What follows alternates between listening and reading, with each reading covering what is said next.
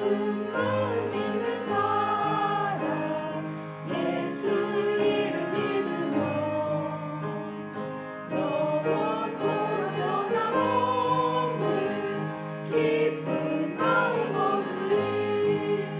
예수의 이름은 세상의 소망이요 예수의 이름은 천국의 기쁨일세. 거룩하신 주의 이름 너의 함께 삼으라. 환난 시험 당할 때에 주께 기도 드려라.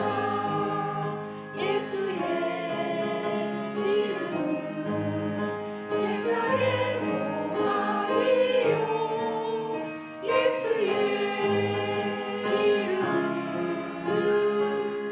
천국의 기쁨일세.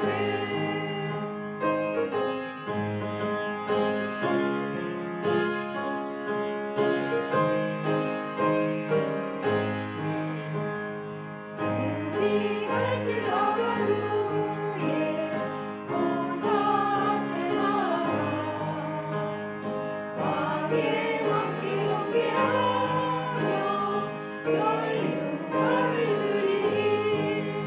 예수의 이름은 세상의 소망이요 예수의 이름은 천국의 기쁨일세. 아멘. 감사합니다. 감사합니다. 오늘도 예배 자리에 나오신 여러분을 주님의 이름으로 환영하고 축복합니다. 우리 옆에 계신 분들 또 앞에 뒤에 계신 분들 서로 바라보시며 우리 인사 나누고 말씀 시작하겠습니다. 반갑습니다. 네, 잘 오셨습니다. 환영합니다. 한 가지 광고사항 먼저 전해드리겠습니다. 돌아오는 토요일 11월 25일 10시에 선일교회에서 여선교회 제4차 개사회가 있습니다. 특별히 올해 있는 마지막 개사회인데요. 2부 순서 시간에는 장기자랑 시간도 있고 또 행운권 추첨도 있고 또 빙고 게임도 한다고 합니다. 네. 푸짐한 선물이 있고 또 즐길 수 있는 축제의 자리가 마련되어 있고 특별히 우리 한나중창단이 우리 삼산교회 대표로 그 자리를 빛내주실 텐데요. 많은 분들이 함께 동참하셔서 즐거운 시간 보내고 오셨으면 좋겠고요. 교회에서는 9시 30분에 출발하도록 할 테니까 함께 오셔서 꼭 많은 분들이 동참해 주시기를 부탁드리도록 하겠습니다. 그리고 한 가지 더 이날 10시부터 부광교회에서는 또 교사대학으로 모이게 됩니다. 교회학교 선생님들께서는 우리 또 교육자들의 안내를 받으셔서 선생님들도 9시 반에 교회에서 부광교회로 차가 한 대는 부광교회로 출발을 하고 한 대는 선일교회로 출발을 하니까 잘 골라 타셔서 내가 왜 부광교회에 와 있지? 내가 왜 선일교회에 와서 빙고 게임을 하고 있지? 이렇게 혼돈 갖지 마시고 많은 분들 함께 참석해 주셨으면 좋겠고요. 여선교회에서는 이렇게 혹시 몇 분이나 가시는지 한번 좀 파악해 주셔서 차량을 미리 준비할 수 있도록 같이 이렇게 의견 주시기를 부탁드리도록 하겠습니다. 날씨가 많이 추워졌다가 또 이번 주에는 그래도 날씨가 살짝 풀린 그런 한 주간을 보내고 있습니다. 제가 이렇게 앞에서 여러분들을 뵙고 있는데 요즘 또 감기가 유행이라서 많은 분들이 마스크도 하고 계시고 또 옷도 단단히 입고 계시는데 날마다 영육 간의 강건함으로 하나님 앞에서 흔들리지 않는 우리들이 되기를 소망합니다. 믿음이 강한 것도 중요한데 좋은 믿음은 또 좋은 체력을 밑바탕으로 하는 것 같아요. 아무리 믿음으로 버틴다고 하더라도 우리의 몸이 또 마음이 힘들어지면 흔들리고 시험에 당하는 저희들의 모습을 마주할 때가 있습니다. 추운 날씨 가운데 하나님의 말씀으로 단단히 무장하시고 또 아침 저녁으로는 따뜻한 옷으로 단단히 무장하셔서 건강한 여러분들이 되셨으면 좋겠습니다. 우리가 날마다 매주 수요일마다 출애굽기의 말씀을 살펴보고 있습니다. 제가 이 출애굽기 설교를 이렇게 매주 쭉 해오다가 지금은 진도가 어느 정도 나갔나? 지금 이스라엘 백성들이 어디까지 왔나? 이렇게 중간중간 설교를 시작하면서 체크를 합니다. 근데 여러분 놀랍게도 우리가 오늘 출애굽기 15번째 시작인데요. 아직 이스라엘 백성들이 애굽에 있습니다. 15번째 시간이 되도록 아직 애굽을 떠나지 못했어요. 그런데 오늘 드디어 이스라엘 백성들이 애굽에서 첫 발짝을 내딛는 이야기가 시작이 됩니다. 애굽에 내린 10번의 재앙으로 인해서 바로 왕이 이스라엘 백성들을 놓아주었습니다. 그런데 우리가 생각하기에는 바로 왕이 부당하게 이스라엘 백성들의 노동력을 착취하고 괴롭히고 나쁜 짓을 했으니까 놓아주는 것이 당연하지, 하나님의 말씀대로 이스라엘 백성들을 자유롭게 해주는 것이 당연하지라고 생각이 되는데요. 애굽에게 있어서 이스라엘의 노예들은 국가 경제의 굉장히 중요한 기반과도 같은 재산이었습니다. 그러니까 단순히 이들을 사람으로 본 게 아니라요, 이집트에서는 이스라엘의 이 노예들이 그들의 나라를 든든히 받쳐주고 있는 국가의 중요한 기반과도 같은 역할을 했어요. 왜냐하면 제일 힘들고 제일 어려운 일을 가장 값싸게 부려먹을 수 있는 사람들이 바로 이스라엘 백성들이었습니다.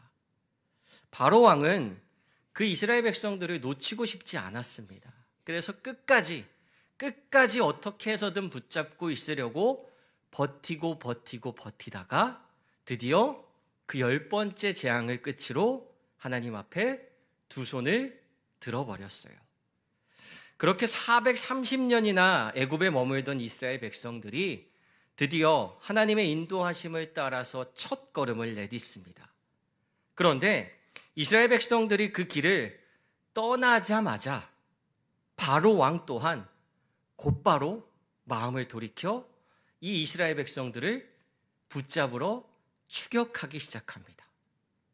우리 인생이라는 게 이 말씀의 내용과 참 비슷한 것 같아요.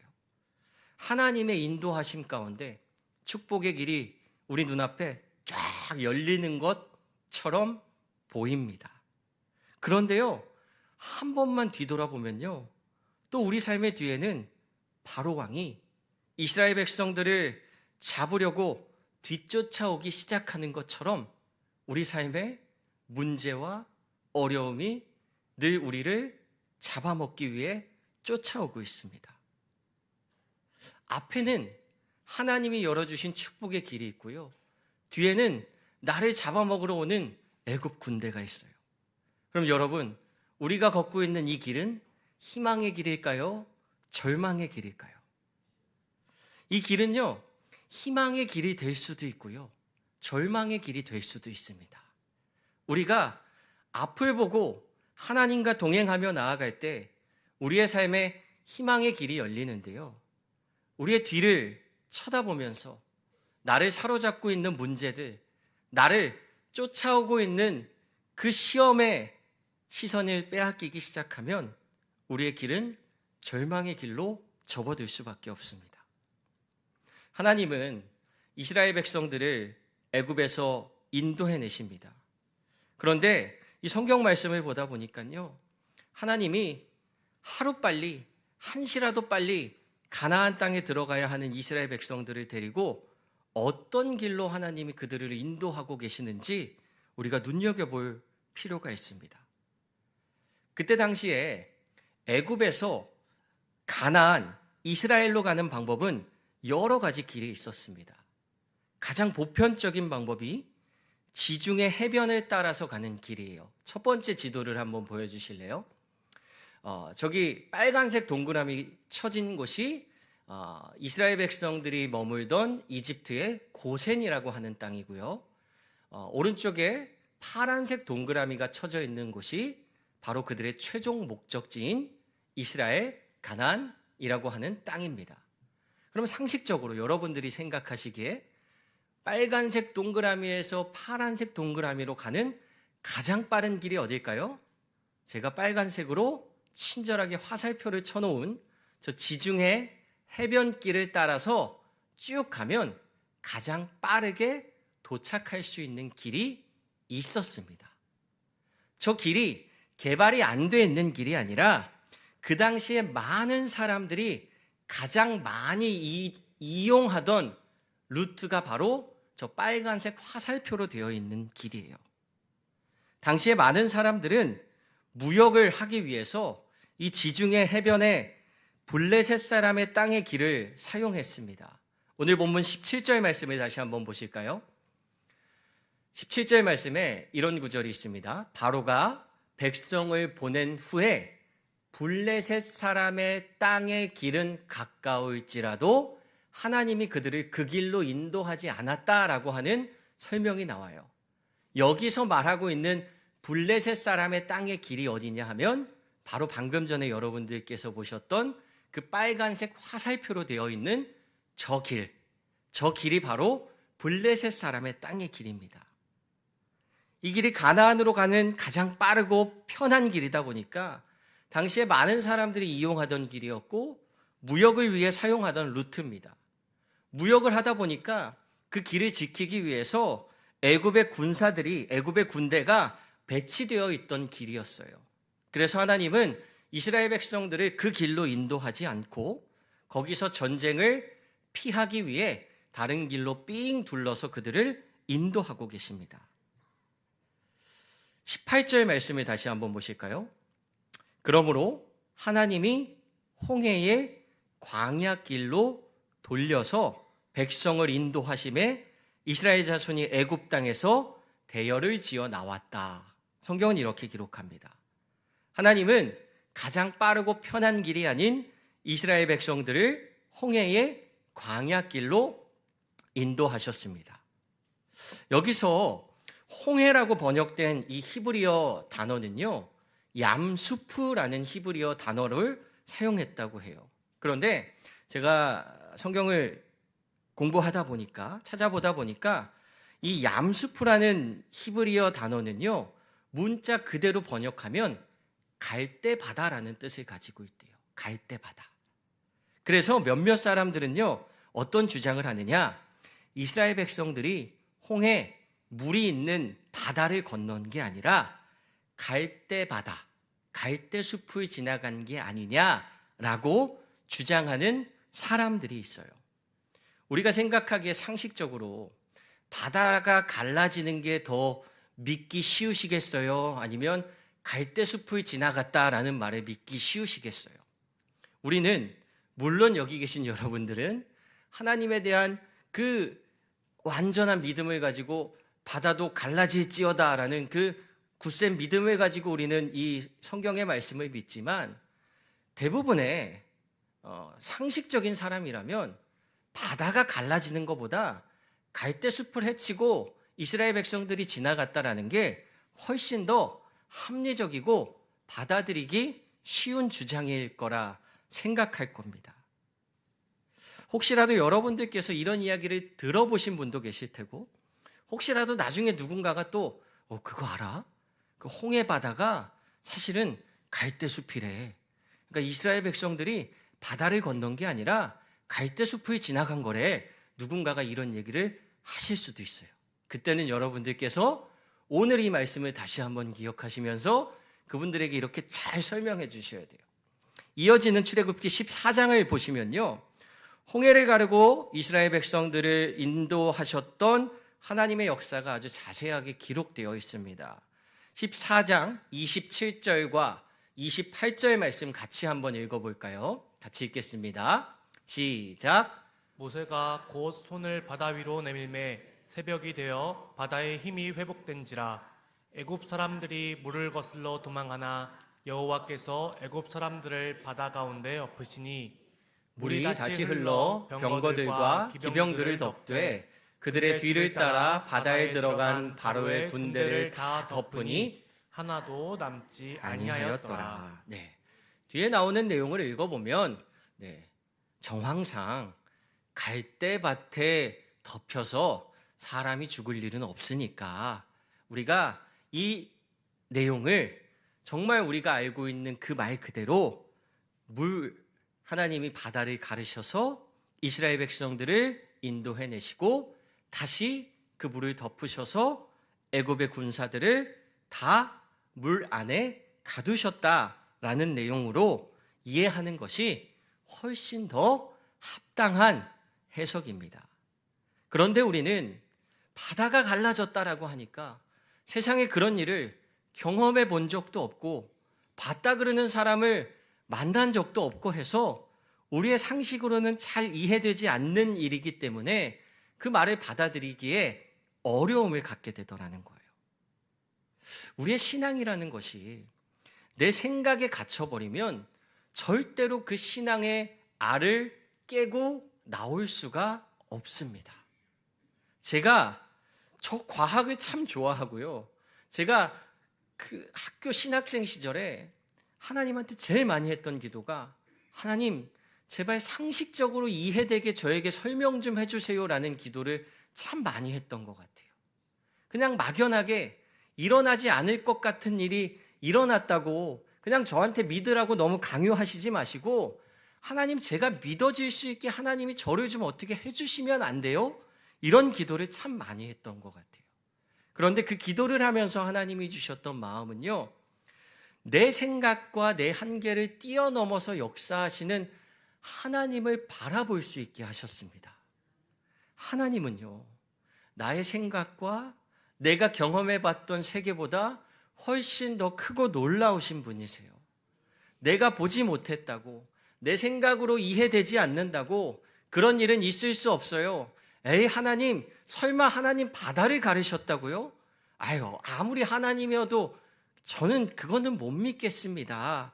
이런 모습으로 하나님을 대하기보다는 내 생각을 뛰어넘는 내 생각의 한계를 뛰어넘는 믿음을 가진 여러분들이 되시기를 소망합니다.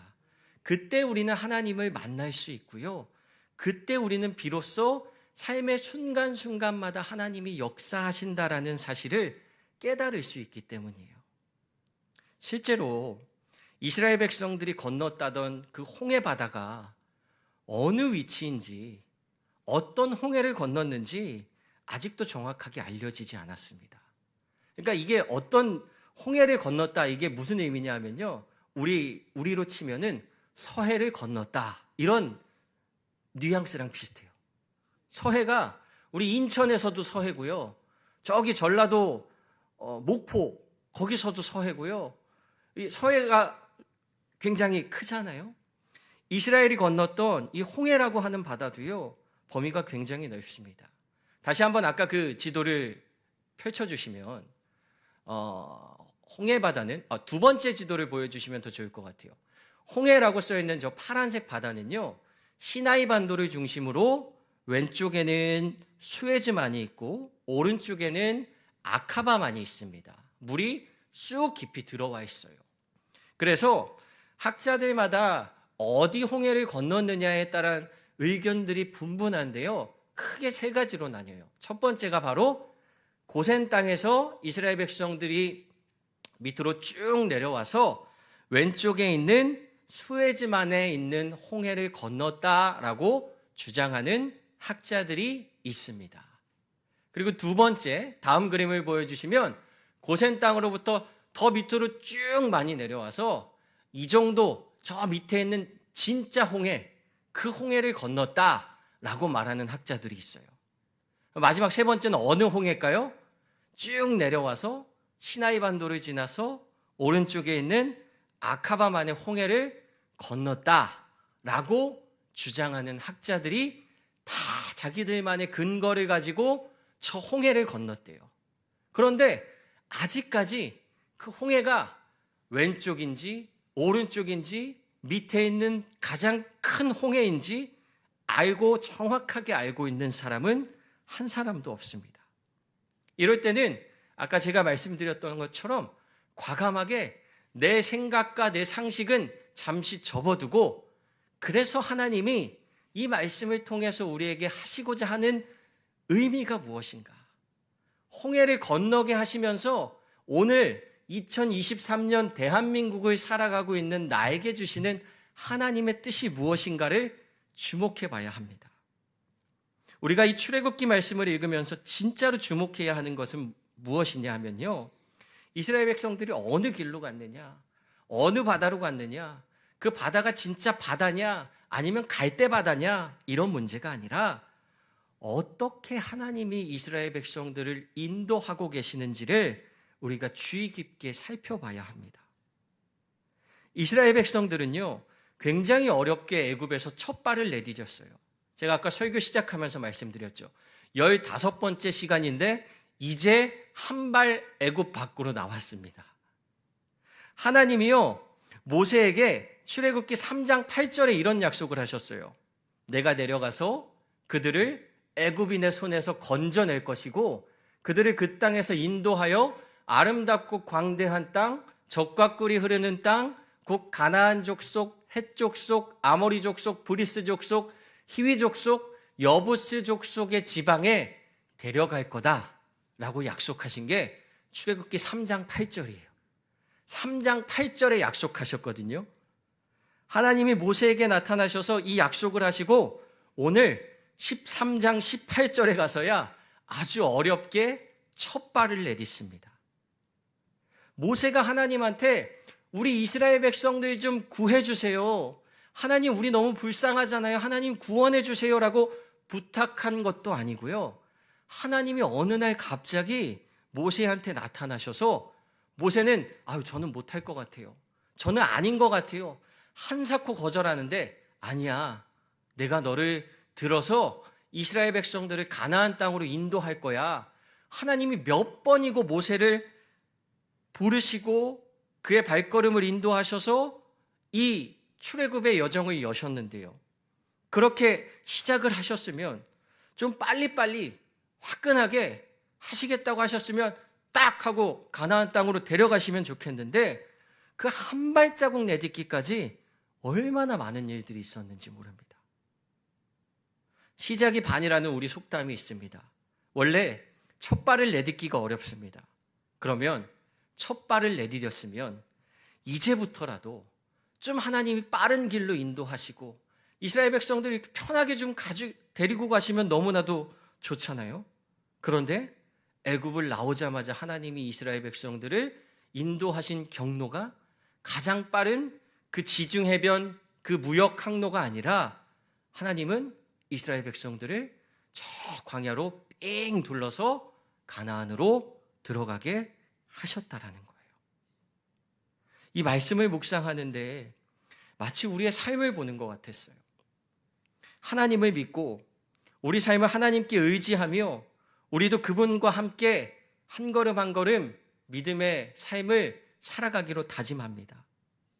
내가 먼저 하나님 앞에 나가서 하나님 저 좀 구원해 주세요 이런 게 아니라 대부분의 우리의 삶을 보면요, 하나님이 모세에게 나타나셨던 것처럼 어느 날 어느 순간에 내 삶에 하나님이 딱 나타나셔서 내가 너와 함께 할 거다, 내가 지금부터 너의 하나님이 될 거다, 하나님이 이렇게 말씀하셔서요, 우리는 모세처럼 막 거절하잖아요. 하나님, 저 아직 세상에 좋은 게 많이 남아있는데요. 하나님, 저 세상에서 하고 싶은 일이 많은데요. 그래도 하나님 따라가야 되나요? 아니에요, 하나님. 저 그냥 적당히 믿으면서 살게요. 그냥 적당히 관계하면서 살게요.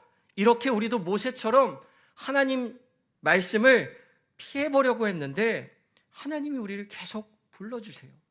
같이 가자. 내가 너를 인도할 거야. 그래서 우리도 모세처럼 어쩔 수 없이 그럼 하나님, 제가 하나님과 함께 가볼게요. 대신 하나님, 저 책임져 주세요. 저 가나안에 데려가 주세요. 저 하나님 나라의 삶을 충만하게 누릴 수 있게 해주세요. 그 믿음을 가지고 그 어려운 발걸음을 내딛고 나아갑니다. 왜? 하나님이 가나안으로 인도하신다니까. 하나님이 우리를 젖과 꿀이 흐르는 그 삶으로 인도해 주신다니까 그 믿음 가지고 우리가 발걸음을 내디뎌요.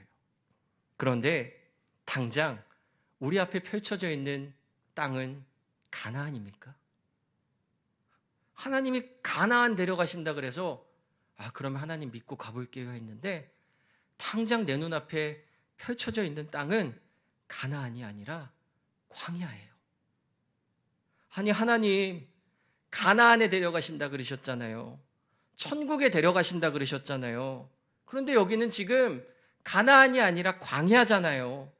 게다가 제 앞에는 홍해라고 하는 저 망망한 바다가 가로막고 있잖아요. 하나님 저한테 약속하신 거랑 다르지 않습니까? 복 주신다고 했는데 하나님 모든 거 잘 되게 해주신다고 했는데 지금 제 삶에 당장 주어진 이 환경은 고난과 시험이잖아요. 제가 하나님 말씀 잘 안 들어서 그런 거예요? 제가 기도 많이 안 해서 그런 거예요? 제가 하나님 앞에 봉사 잘 안 해서 그런 겁니까? 아니면 하나님 제가 부족해서 그런 겁니까? 우리는 이런 마음으로 하나님과 씨름할 때가 우리 신앙의 혼란스러움을 경험할 때가 너무나도 많이 있습니다. 하나님이 정말 가나안에 데려가실까? 정말 가나안으로 인도하실까? 속은 건 아닐까? 하나님 없는 거 아닌가? 이런 신앙의 의문 가운데 막 우리의 신앙이 송두리째 흔들릴 때가 있습니다. 명절 때 고향에 갔다가 집에 돌아오는 길은요 항상 많이 막혀요. 저는 지방에 살다가 인천으로 이사를 와서 그렇게 길이 막히는 거는 처음 느껴봤어요. 그러니까 저희 어머니 아버지 댁에 갔다가 평소에는 2시간이면 넉넉히 오는 거리를 명절 때는 4시간이 걸리기도 하고 5시간이 걸리기도 하더라고요. 매번 다니던 길이라서 그냥 그 길로 가면 될 것 같은데 명절에는 차가 많이 밀리니까 내비게이션이 항상 새로운 길로 인도를 해줘요. 그러니까 그 내비게이션도 얘도 학습을 하는지 올해 설날은 이쪽 길로 인도를 해줬으면 추석 때는 또 저쪽 길로 인도를 하고 막 이래가지고 굉장히 혼란스럽습니다. 차는 안 움직이지. 그 차 안에 있으면서 도착 시간은 점점 늘어나지. 내가 아는 길은 아니지. 막 이러니까 차에서 운전을 하면서 굉장히 막 짜증이 막 나는 거예요. 집에는 도대체 언제 가는 거야? 이놈의 내비게이션이 길은 제대로 알려주는지 모르겠어. 도대체 이게 생전 처음 와보는 이 국도 그 뒷골목 같은 데로 나를 안내해주면 난 집에 언제 가라고 이 길로 안내해주는 거야? 막 씩씩거리면서 운전대를 잡고 그렇게 3시간, 4시간 있다 보면요. 결국에는 우리 집까지 데려다 주더라고요. 내가 생각하기에는 내가 아는 길로 가면 빠를 것 같고 내가 다니던 길로 가면 빠를 것 같은데 나름대로 안 밀리는 길로 저를 막 인도해 주다 보니까 믿고 따라가다 보니까 결국에는 우리 집 앞에 도착했습니다. 이렇게 안내를 해줍니다. 제가 오늘 이 성경 말씀을 쭉 묵상하다 보니까 18절 말씀 중에 한 단어가 마음속에 확 와닿았어요. 18절 말씀 우리 다시 한번 같이 읽어볼까요? 같이 한번 읽어봅시다. 그러므로 하나님이 홍해의 광야길로 돌려 이스라엘 백성들을 인도하심에 이스라엘 자손이 애굽 땅에서 대열을 지어 나왔다. 그러므로 하나님이 홍해의 광야길로 이스라엘 백성들을 삥 돌려서 이스라엘 백성들을 인도하셨대요. 저는 하나님이 광야길로 삥 돌려서 왜 우리를 고생스럽게 하시지? 왜 우리를 힘들게 하시지? 라는 생각을 했는데 오늘 말씀을 보니까요. 하나님은 이스라엘 백성들을 홍해의 광야길로 돌려서 인도하신 거였어요. 안전하게. 그리고 그 말씀을 쭉 더 읽어 내려가다 보니까요. 21절과 22절에는 이런 말씀이 있습니다. 여호와께서 그들 앞에서 가시며 낮에는 구름 기둥으로 그들의 길을 인도하시고 밤에는 불 기둥을 그들에게 비추사 낮이나 밤이나 진행하게 하시니 낮에는 구름기둥 밤에는 불기둥이 백성 앞에서 떠나지 아니하니라. 하나님이 이스라엘 백성들을요 안전하게 인도하고 계셨던 거예요. 우리는요 내가 지금 어디에 있는지를 보고 좌절할 때가 있습니다. 하나님, 가나안에 간다고 했는데 지금 여기 광야잖아요. 이러면서 불평과 불만을 쏟아놓고 좌절할 때가 있어요.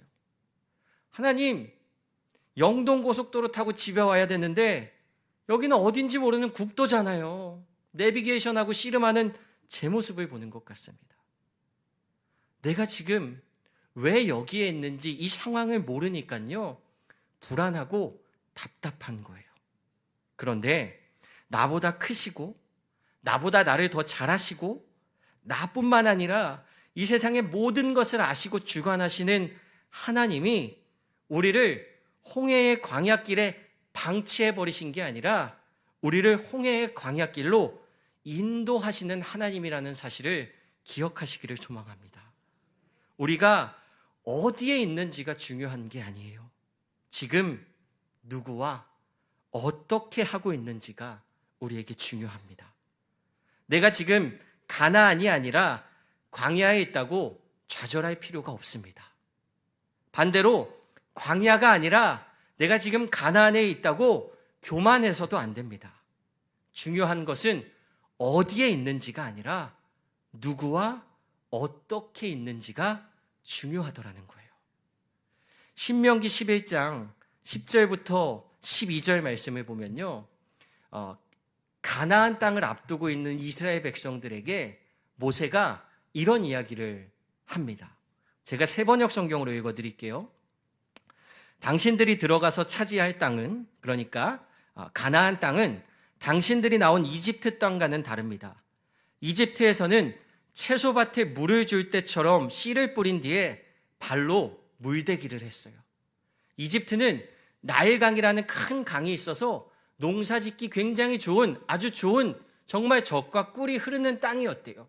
그런데 11절 가서 당신들이 들어가서 차지할 땅에는, 그러니까 그 가나안 땅에는요 산과 골짜기가 많아서 하늘에서 내린 빗물로 밭에 물을 대는 땅이라는 거예요. 하늘에서 비가 내리지 않으면 농사를 지을 수 없는 땅이랍니다. 아니, 하나님이 젖과 꿀이 흐르는 가나안 땅으로 인도한다고 하셨는데 막상 가나안 땅을 코앞에 두고 모세가 이런 말을 하면 어떡해요? 거기 젖과 꿀이 흐르는 땅이 아니라 거기 비 안 오면 농사도 못 짓는 땅이야. 너희들이 살던 땅은 비 안 와도 농사 지을 수 있고 정말로 말 그대로 젖과 꿀이 흐르는 아주 비옥한 영토인데 너희들이 들어갈 가나안 땅은 비가 내리지 않으면 살아갈 수 없는 땅이야. 그런데 하나님은 그 땅을 젖과 꿀이 흐르는 땅이라고 약속을 하셨어요.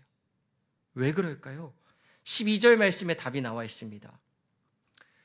주 당신들의 하나님이 몸소 돌보시는 땅이고 주 당신들의 하나님의 눈길이 해마다 정초부터 섣달 금음날까지 늘 보살펴 주시는 땅이기 때문에 그 땅을 젖과 꿀이 흐르는 은혜의 땅이라 말할 수 있는 겁니다.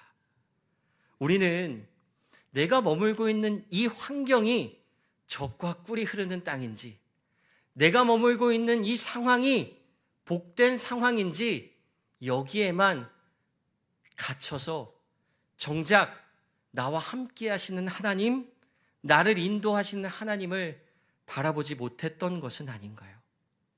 내 눈앞에 있는 상황과 환경에 좌절하지 않는 여러분들이 되시기를 소망합니다. 그리고 내 눈앞에 있는 상황과 환경으로 교만하지도 않는 우리들의 믿음이 되기를 소망합니다. 우리들에게 가장 중요한 것이 무엇입니까? 내가 어디에 있는지가 아니라 누구와 어떻게 있는가, 어디에 있든지 우리는 하나님과 동행하는 주님의 백성들이 되기를 소망합니다. 한 주간도 그런 믿음으로 삶의 자리에서 주님과 동행하는 여러분들 되시기를 축복합니다. 기도하겠습니다. 사랑과 은혜가 많으신 하나님, 늘 우리 삶 속에 동행하여 주시고 우리를 인도하여 주시고 하나님과 함께하게 하시니 감사합니다. 우리가 살아가고 있는 이 땅은 때때로는 광야처럼 너무나도 힘들고 어렵고 고통스러운 상황을 마주할 때가 있습니다. 하나님과 함께하면 우리는 가나안의 풍요로움을 누릴 거라 생각했는데 당장 내 눈앞에 있는 상황과 환경이 광야와 같아서 마주하고 있는 문제와 시험이 너무나도 크고 두려워서 절망하고 낙심할 때가 있습니다. 하지만 오늘 이 말씀을 보면서 우리가 의지해야 하는 것은 나와 동행하시는 하나님의 인도하심을 다시 한번 깨닫습니다. 이스라엘 백성들을 인도하셨던 하나님께서 우리를 인도해 주시고 우리와